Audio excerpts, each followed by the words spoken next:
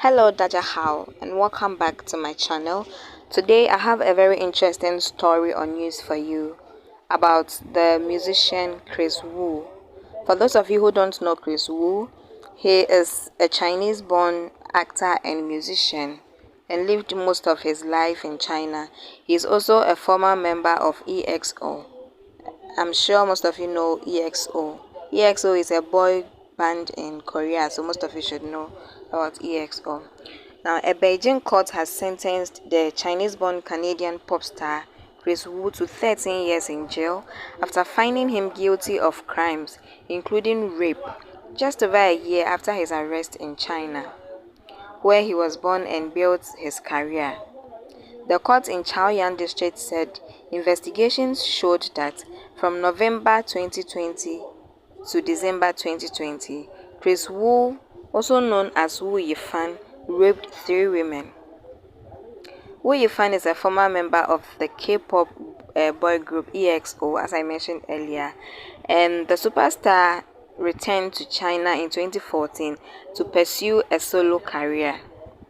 Kris was detained in Beijing on 31st July 2021 after an 18-year-old Chinese student publicly accused him of inducing her and other girls, some aged under 18, to have sex with him.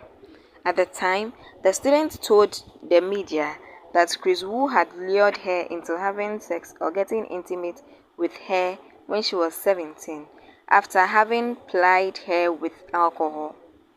The court also found him guilty of the crime of assembling a crowd to engage in sexual promiscuity in July 2018. Kris was also ordered to pay 600 million yuan, that's approximately 69 million euros, for hiding personal income and other tax-related offenses, the tax bureau charged him. Kris also evaded 95 million yuan of tax from 2019 to 2020 by hiding personal income through domestic and foreign affiliated enterprises and unpaid taxes of 84 million yuan. That's what the authorities are saying. So if you should calculate all this money and look at the kind of person he is and the influence he has on a lot of people, this is so serious. Like, you're making an income, so why would you refuse to pay your tax? I don't know if there is something behind all this, but I'm just assuming or wondering why he's having all this money and he would rather want to keep the money to himself when he knows if that happens, they are still going to arrest him. Like, how? At the time of his detention, Kris was an ambassador for 15 brands, including Bulgari, Lancome, Louis Vuitton, and Porsche, all of which immediately severed ties with him. Immediately, these brands got to know that he is involved in all these crimes, including rape, tax evasion, and all that. They all severed ties with him. The court said Kris would be deported, although lawyers in China have said such deportations typically take place after completion of the sentence. So imagine 13 years in prison.